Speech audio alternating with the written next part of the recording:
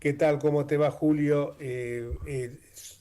Estábamos hablando recién de todo el tema inherente a la detención, mejor dicho, a la detención, a la prisión domiciliaria, la posibilidad de que Cristina Kirchner pueda tener un trato diferente al que otros reos no pueden acceder, merituando también las condiciones de expresidente de la Nación. Yo creo que el artículo 16 es muy claro, todos los habitantes somos iguales ante la ley, así que de la Constitución Nacional, obviamente. Entonces creo que debería ser esto una norma para todos. La ley, como decían los romanos, dura lex sed lex, la ley es pareja para todos. Dicho esto, te damos la bienvenida a nuestro programa de la tarde, entre ustedes y nosotros, y querría escuchar tu opinión al respecto, tanto del fallo como de este tema de la prisión domiciliaria y también del sentido aleccionador que para todos los gobernantes debe tener este fallo, porque esto es como la guillotina de Robespierre, ¿no? No sea cosa que tanto han insistido con esto que después termine arrastrándolo al propio Robespierre, ¿no? Bueno, yo personalmente dije que respetaba a Horacio Rosati como un juez serio que había transitado toda una vida política, desde constituyente hasta intendente, hasta ministro de Néstor Kirchner, ¿no? Y que renunció en un momento que no le gustó algo que le propusieron para firmar, y en una sociedad donde no hay muchos ministros que renuncien cuando no están de acuerdo, ¿eh? Vamos a ser claros, porque son casos raros. Entonces, para mí eso estaba fuera de discusión. Me duele mucho la herida que se da sobre una sociedad donde la grieta se profundiza cada vez más, y soy consciente de que sobre ese conflicto no hay futuro, porque las sociedades que han salido... Yo estaba en España exiliado cuando se dio el encuentro entre el Partido Comunista con Santiago Carrillo y González Fraga, el jefe del franquismo, y de ese encuentro se hizo un país, y había 1 millón de muertos, ¿no?, sobre su espalda, en una guerra civil que fue pesada en serio. Entonces, a mí me parece que una cosa es la condena, otra es el afecto de la gente a la que respeto, porque si algo uno respeta son las pasiones ajenas, no son las propias, pero... Y lo que me duele es que no haya gestos de intentar superar esta conflictividad que la tenemos desde hace 40 años, ¿no? Sí, la verdad que realmente eso es preocupante y parecería que hay como un ensañamiento, un propósito claro de cabalgar sobre ese odio y cada vez se implementa desde lo más alto del vértice del poder político, porque me parece que las declaraciones tanto de Milei como de muchos de sus acólitos, más allá del lenguaje soez y vulgar con el que las proclaman, me parece que esas manifestaciones lo único que hacen es atizar más el fuego. La propia declaración con esto repudié por las redes sociales el atentado que sufrió José Luis Esper, como repudié siempre todo tipo de escrache, desde aquellos famosos escraches que le hicieron en su momento a Roberto y a Juan Aleman y a Sí, otros sí. dirigentes. Entonces, también, pero también hay que recordar que hace pocos días en un ámbito académico, en un ámbito universitario, el señor Esper se despachó contra la hija de Cristina Fernández, que no tiene nada que ver con lo que pudo haber hecho la madre. O sea, hay como una suerte si en algún momento el tema famoso de la caja de seguridad, hay como una suerte de obediencia de vida también en eso, ¿no? O sea, una forma irresistible que la chica no podía, pero que evidentemente la chica se vio beneficiada con los robos de la madre, sí, pero eso no justifica de que la insulte de arriba abajo, porque parece que ahí ya se degrada todo. En una universidad que no es de izquierda ni nada por el estilo, pero además el ámbito de lo académico obliga a un lenguaje coherente con el lugar. A mí me Seguro. pareció absurdo. Yo he dado charlas en la UCA, en muchas universidades, en muchos lugares, y nunca se me ocurriría agredir de una manera tan grave a otro. Me pareció, bueno, se tuvo que retirar. Me dolió porque es como que los argentinos de un lado y del otro vamos avanzando y la política es entre adversarios, entre enemigos no hay política, hay guerra, ¿no? Seguro. ¿Cómo ves esto, el gobierno actual, cómo lo estás viendo, con todas estas cosas que más allá de que la parte económica puede estar funcionando medianamente bien, me estoy refiriendo a la macro, porque la micro uno lo está viendo en la calle, donde, bueno, nosotros vivimos prácticamente en el mismo barrio, vamos a comer en los mismos restaurantes y tenemos la suerte todavía de hacerlo, ¿no? Julio, pero el otro día estábamos en un restaurante donde creo que estaba la mesa donde estabas vos y la mía, nada más. Y todos bajamos, yo iba a ese restaurante que el mío, una y hasta 2 veces por semana, y ahora voy cada 15 días.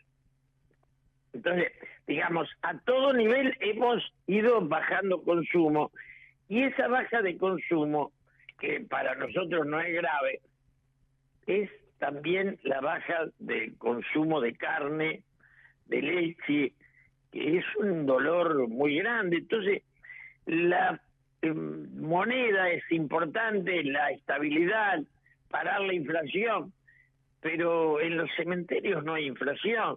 Digo, si esto implica detener la producción y el empleo, es grave, ¿no? Es una discusión. El gobierno de Alberto Fernández fue el peor de la historia. Y el de Alfonsín yo lo reivindico como el mejor del proceso desde el momento que volvimos. Totalmente de En acuerdo. imagen, en contextura, en la forma. Yo entré a la plaza con Dante Gullo, que en paz descanse, en apoyo cuando fue la sublevación de los Carapintadas, en una columna. O sea, era un momento de acercamiento de los políticos que después se agrietó y caímos de nuevo en esta estupidez de enfrentamiento en la cual los partidos se debilitan y los intereses se fortifican, ¿no? Totalmente de acuerdo. Recordemos el balcón de Cafiero y Alfonsín cuando Alfonsín fue a Campo de Mayo. Yo estaba en la plaza sobre el lado, seguramente yo estaba sobre el lado izquierdo y vos estarías sobre el derecho.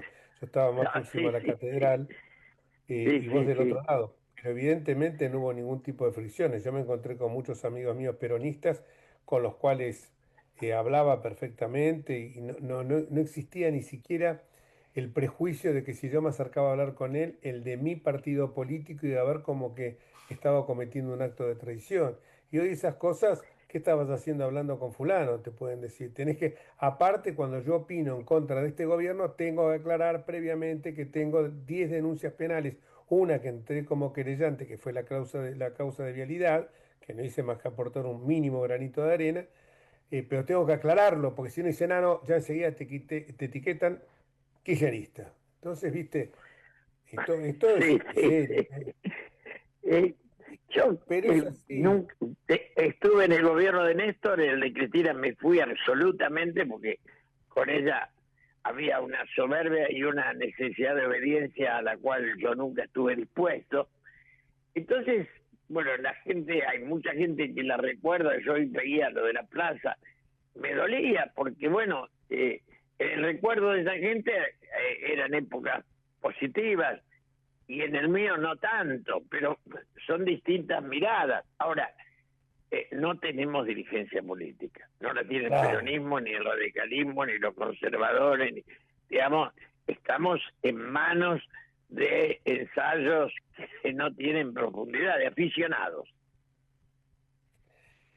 aficionados, pero que tienen un plan, ¿eh? O sea, que es entronizarse. Ellos tienen no un esquema de gobierno, sino un esquema de poder. Y el propósito de ayer a Francos en un reportaje televisivo dijo, bueno, recién empezamos, llevamos 1 año y medio, tenemos 6 años y medio más. Yo me pregunté a mí mismo, ¿qué dijo este muchacho? Hasta donde yo sé, la Constitución no se reformó. Los periodos son de 4, o sea que no están hablando de la reelección. Imagínate que si vos estás pensando, no estás gobernando, estás teniendo un esquema de poder.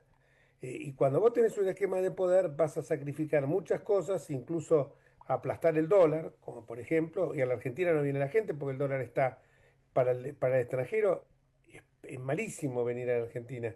A diferencia que hemos vuelto a la época de Martínez Dios. Todo eso me preocupa y me preocupa también que voces como la tuya no se escuchan, o porque no se escuchan, sí, se escuchan, me refiero, pero no se escuchan como deberían estar mucho más reproducidas, o sea, tendría que haber más gente. Creo que hasta hay un miedo de decir, vos tuviste una declaración muy fuerte y muy valiente, que yo te daba el pie con esto de Robespierre y la guillotina, no sea cosa que después se le aplique, que dijiste que también el gobierno de Milei puede llegar a tener, de hecho, el caso Libera es un caso de corrupción, o sea, no, no, no, no, no vengamos Sí, con que sí, es sí, una... sí.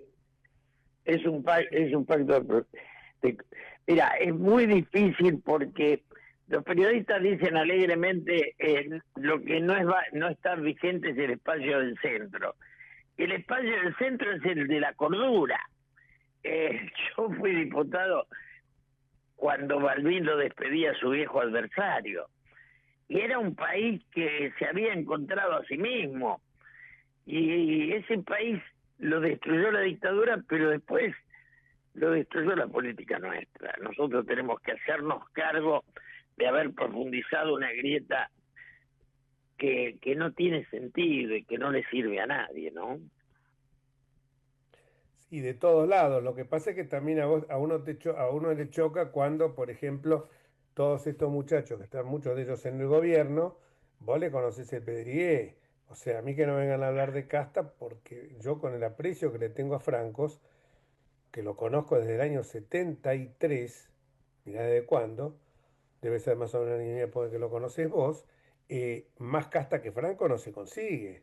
Eh, entonces, Son los que se agacharon en todos los gobiernos. Yo, cuando Cristina eligió a Scioli, me fui a trabajar con Macri. Y me dije consta. claramente, claramente, prefiero a un adversario que promete, después no lo cumplió, pero antes que alguien que use mi causa sin siquiera saber de qué se trata, porque peor que Scioli no hay nada. No, no, no, ya, no, aparte es un cara dura, aparte es yo creo que van tete a tete con Alberto Fernández, ¿no? Gerentes al servicio Che, que mejor le pague. Alberto, yo cuando vi que a Cristina le elegí a Alberto y fuimos a cenar, me invitó a cenar, y yo salimos de ahí con un periodista importante, lo más importante, habíamos ido juntos, éramos cuatro, y dijimos, la choca, fue el peor gobierno de la historia. Sí, sí, sí, sí, sí, sí, sí. Es lamentable decirlo, pero fue así. Como también uno en el fondo ve que esto de Cristina ahora, uno por un lado se alegra, ¿no? Pero por el otro lado te invade una tristeza muy grande de pensar que es una expresidenta dos veces y qué imagen estamos dando en el mundo, ¿no? Un No, vicepresidente. es tristísimo eso. Y lo peor es que algunos festeje o destape, descorche champán. Yo digo, no tiene, es doloroso. Uno puede estar de acuerdo o en desacuerdo. Lo que no puede es festejar. Totalmente, totalmente coincido contigo. Yo me acuerdo cuando fue la destitución de Ibarra, que yo fui el fiscal del juicio político, me enojé mucho con un diputado que a 2 cuadras de ahí estaba festejando con champán. Un diputado que estaba en la comisión juzgadora, y me enojé mucho porque yo hasta en el alegato dije, más de uno me dijo, de boca para afuera porque por dentro te debes estar festejando el fallo. No, entendí, no lo festejaba, me ponía contento simplemente el hecho que los padres de esos chicos que habían muerto masacrados en Cromañón por culpa de la Sí, sí, corrupción, sí. veían como una suerte de resarcimiento que después no lo encontraron en sede judicial. Pero yo quería volver sobre eso que vos dijiste, vos hoy lo dijiste muy claro en una nota, eh, de- donde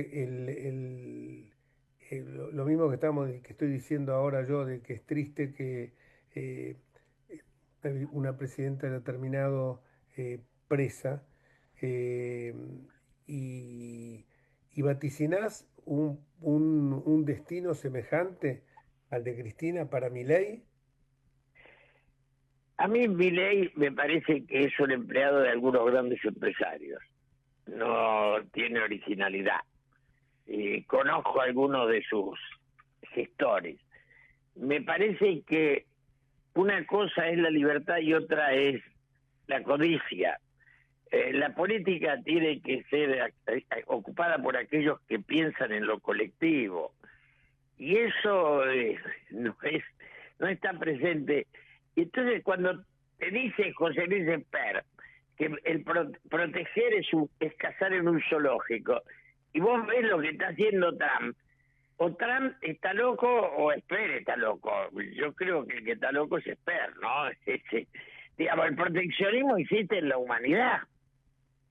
Seguro, seguro, de eso no hay ninguna duda. Además, uno tiene que tener una visión un poco más empática con sectores que están tan postergados, jubilados, con los chicos con discapacidad. Sí, Que sí, la sí, con votación. el Garrahan. Lo del Garrahan es atroz. Y con el Garrahan todavía que yo escucho algunas voces, y no justamente del liberalismo, del libertarismo, no del liberalismo, del libertarismo, que te dicen, bueno, pero el Estado no tiene por qué pagar la capacitación, pero están dando un servicio al Estado. Hay- Se ha llegado a un nivel de analfabetismo social brutal, ¿no? Porque hay individuos que dicen cosas como si no tuvieran conciencia de que están diciendo una burrada y definiendo su mediocridad. Exactamente. La verdad que siempre un gusto escucharte y con la lucidez de toda la vida servís al pueblo. Digo, cuando cuando continúas expresando estas voces de libertad, de sentido común, de raciocinio, de buscar, como decía Francisco, ¿no? De construir puentes y no levantar muros. Así que te agradezco enormemente y que sigas Bueno, con la misma vocación de siempre. gracias a Queda vos, un mucho. abrazo grande y yo pienso lo mismo de vos, desde ya. Un abrazo grande. Un abrazo gigante. Te agradezco infinitamente. Demasiado grande el elogio me queda. Un abrazo Gracias. grande, ¿eh? Sobre todo proviniendo de un capo como vos.